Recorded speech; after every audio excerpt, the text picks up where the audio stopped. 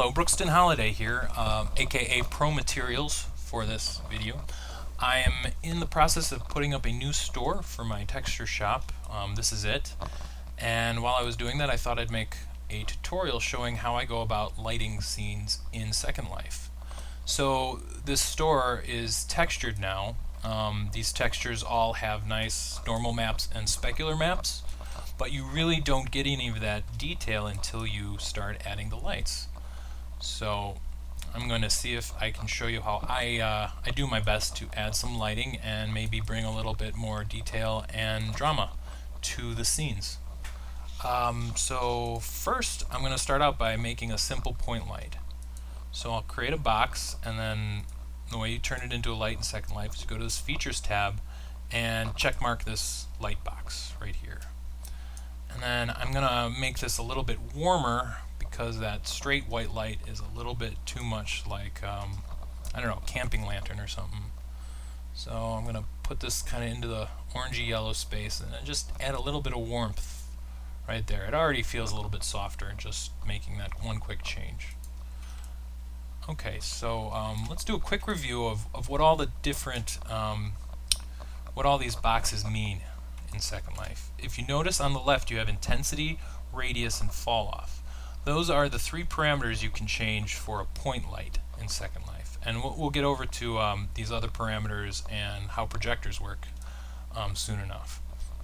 So the way these work is intensity is the amount of light energy coming out. So it's pretty self-explanatory. If you turn that down, the light gets dimmer. Radius is the distance away from the light before textures will appear to not be affected by the light. And an easy way to show that is if I were to bring this light down to the floor, we're at about 507, so I'll say 508 meters. So if I bring this up 2 meters, like around 510, we're a little over 2 meters away from the floor. So if I go and set this radius to 2 meters, now it appears from the floor, the floor is not receiving any light from that. And that's how the light radius works. I'd have to bring this within 2 meters for the floor to be lit. Fall off is the rate at which the light decays. So obviously at 2 meters the intensity, the light will be at 0 lumens or 0 however you want to think about it. And how does this gradient of light change over distance? I believe the way it works is as an exponent to the fall off. So if you set your fall off to 1, your light decays linearly. So let's say you're at 2 meters away and you move to 4 meters away, the brightness at 4 meters will be exactly half the brightness at 2 meters away. If you bring this up to 2, now you're in quadratic fall off. So what that means is if you double your distance from your light, it'll be 4 times as dim. So let's say at 2 meters away you're at brightness x. If you go to 4 meters, you'll be at the square root of x brightness. And quadratic fall off is how light works in the real world. So I usually set that to quadratic, unless I'm trying to do something really dramatic where I want a real clean break between black and between shadow and light. Then sometimes I'll mess with that fall off. But for the most part, I'll leave that at 2, just because it seems to look the most real that way. So I have this light here, and I am going to try and simulate the light from these hanging chandeliers I have. So I'm gonna take this over here. I'm gonna kind of put it over these bulbs, and now for the texture, I'll type in transparent, and default transparent texture pops up. So I'm going to use that to hide the light. And now, in order to really see what my light is doing, I'm going to go to World and turn the sun to midnight. So now I'm not getting so much ambient light from the sun. And now I can really start to see some of the details that the light's bringing up. So back to this light. Right now I have my radius at 6.2 meters, and that might be a problem because if I come over to this other room, I'm probably going to be getting some light spillover. So I think it's about 5 or 4 meters away, so I'm going to lower this radius to right around 4. And then I think I'm going to lower the intensity a bit. And I'm also going to lower the fall off because I want it to be a little bit more linear. Yeah, I'm liking that. That looks like a little soft glow from these little Edison bulbs. So I'm going to hold shift and slide it over. Oh, I'm on edit linked. Okay. Hold shift and slide it over, and now I will have the other chandelier simulated. So rather than making 3 lights, which is a waste of resources, I'm just going to make 1 light and put it over these 3 bulbs. And looking at this with both of them, I still think it's a little too bright, so set these to 0.3. 0.4. Okay, I'm liking that. Okay, so now I'm going to put up some ceiling lights, and for those we use projectors. So let's talk about what all the different projector settings are. So I'm going to make another cube.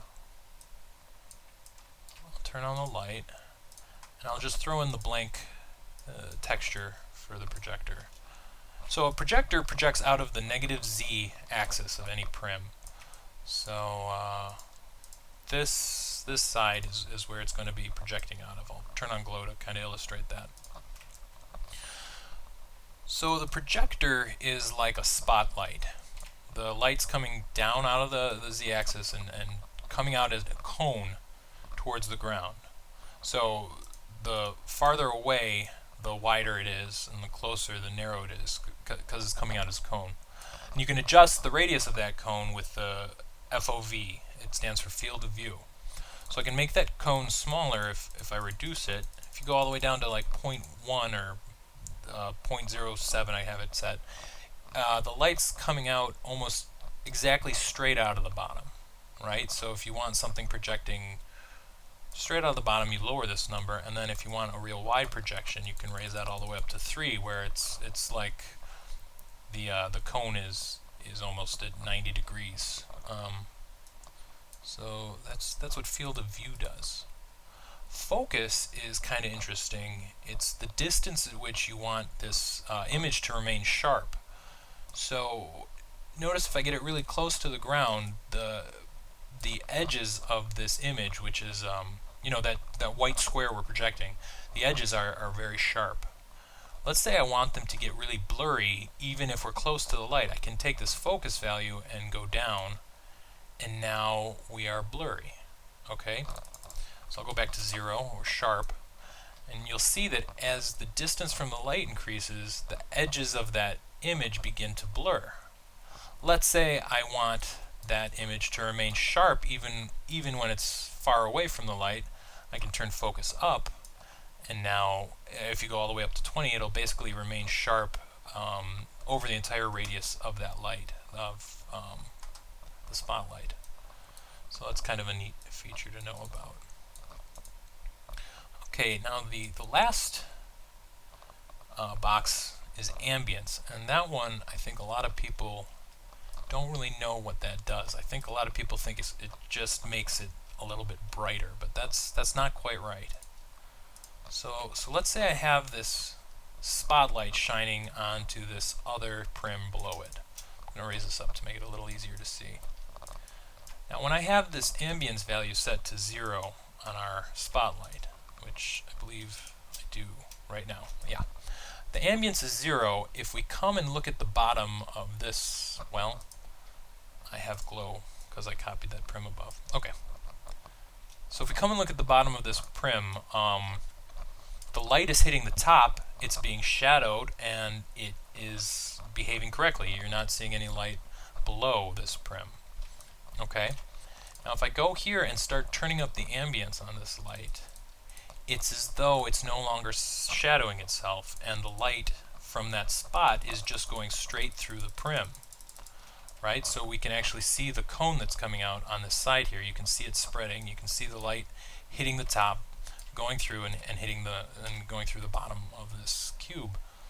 And the reason they do that is because it's a really computationally cheap way to simulate indirect lighting. So in the real world, the spotlight would shine down at the ground, the light rays would reflect up, and you'd get a little bit of light on this cube from the reflections. So it might look something like that. And there are other more realistic ways of simulating indirect lighting, like you have, well, ambient occlusion is probably the oldest way, and then there's final gather and global illumination. Those are all things you'll recognize if you render things in Blender or Maya or Autodesk. But they're very expensive as far as your graphics card or your CPU go, so they would take a lot of time, and they give you a very realistic indirect lighting, but it's just too expensive, so they simplify it and just do this ambient setting to kind of get a fake indirect lighting. Now the problem with ambience is, again, if you have another room, like let's say I put this over here, and I'm projecting down, it's going to go straight through the wall and hit my room over here. So that ambient setting can be dangerous if you're lighting a house and you have spotlights in different rooms, or you have a spotlight upstairs and it's going down, you know, below into the kitchen, below your bedroom, or however you have your house set up. So use ambience to create a more realistic scene, but be careful that you're not shining through walls and floors and such.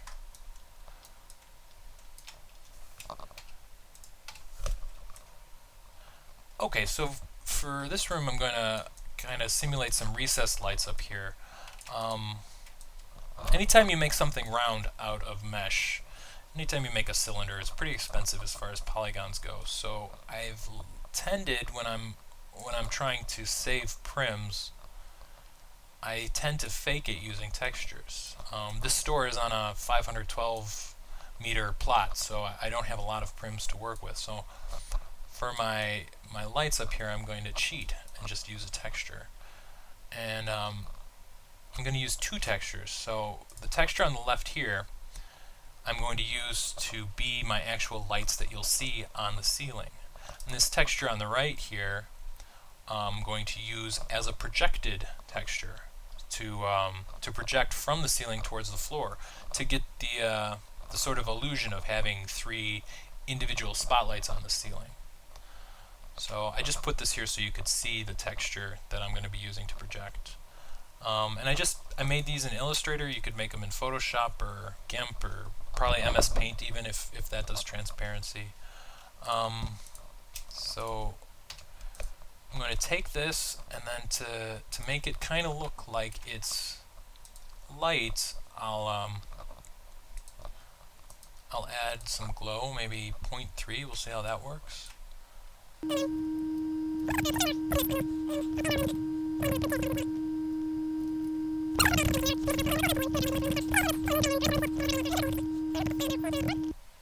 Alright, and if I turn off the highlight, it kind of looks like there's some lights up there. And now I'll turn it on, have it be a light, and then that texture you saw before, I am going to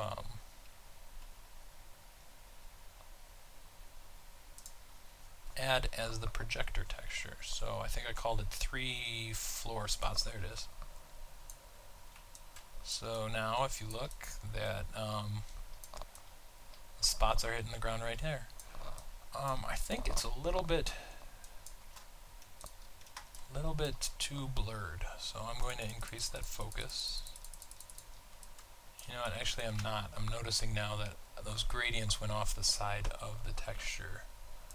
So I'm going to let it blur out so it's not so noticeable. There, that kind of looks like 3 spotlights. And I'm going to focus it a little bit more.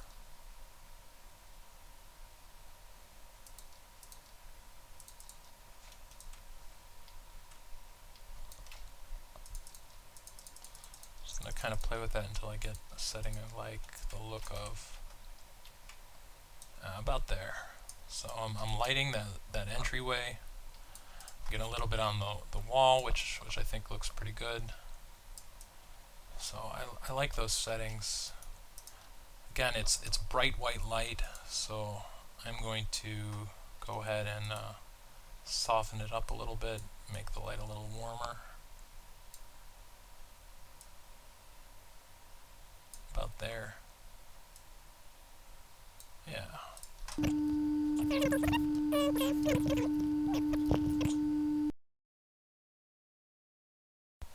Alright, so now we have this room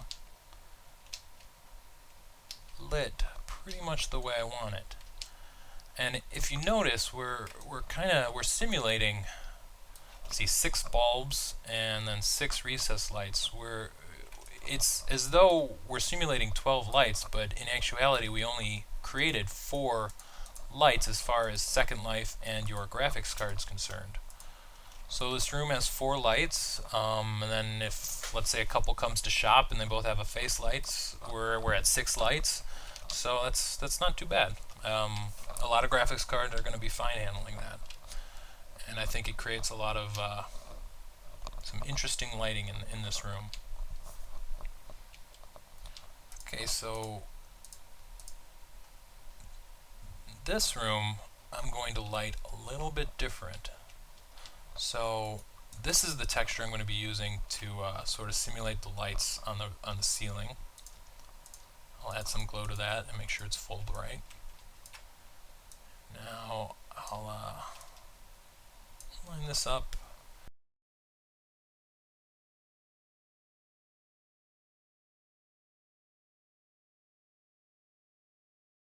Now I'm going to try and simulate all 8 spots with one texture. I put it in the room earlier, but it's hard to know which way you're facing in this. Okay, there it is. Alright, so I made this texture in Illustrator. It's the spots from these 8 lights. So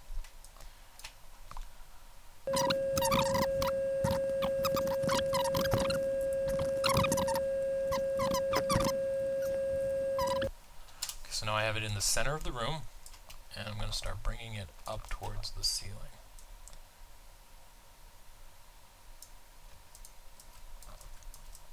Okay, so I have these 8 lights. I can already tell I want them to be a little bit more in focus. Okay, I want them to be a little bit warmer.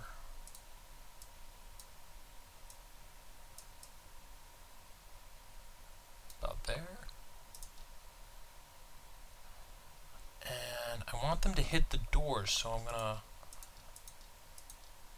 widen the field of view so we're hitting those doors, and we're adding a light gradient. So we're going from dark to light down the face of these doors, so when you walk in, you're gonna see some nice lighting on these doors. Okay, so I like that. I think that looks pretty good. Alright, now we have these band lights on the walls. So this room would be a lot brighter than just those spots. So now I'm gonna go find that prim again. I'm gonna copy it, bring it down a bit, and now I'm going to make it a point light by turning this off. Okay, obviously that is way too bright. So first, bring up the fall off, bring down the radius. I think this room is 16 or it's 14 meters wide. So if I go to a little under 7, okay, should be hitting all the walls but not going much outside the room. Is it 12 meters? I think it's 12 meters. And now I'm going to lower the intensity. So this is going to be acting as our ambient light for the room. So I want to lower it enough where I can still see the lighting from those spots, but have some light hitting the ceiling and sort of just making sure nothing is completely dark in here. Why make these nice textures if you're not going to light it proper? Alright, so we have one ambient light and then we have another spot simulating these can lights on the ceiling. So I like it. I like the way this turned out. Yeah. Let's see if I can't find my way out. Alright. Yeah. So that is how I go about lighting rooms. Let me know what you think in the comments, and feel free to visit my store where I will give you a bunch of these textures I've made for creating lights and projectors, and that very low land impact flat piece of mesh that you can turn into ceiling lights. Click the video and visit my store. You can get those for free. Check out some of the textures I sell, and go ahead and check out this store if you like it. This is Brookston Holiday. I hope you learned something.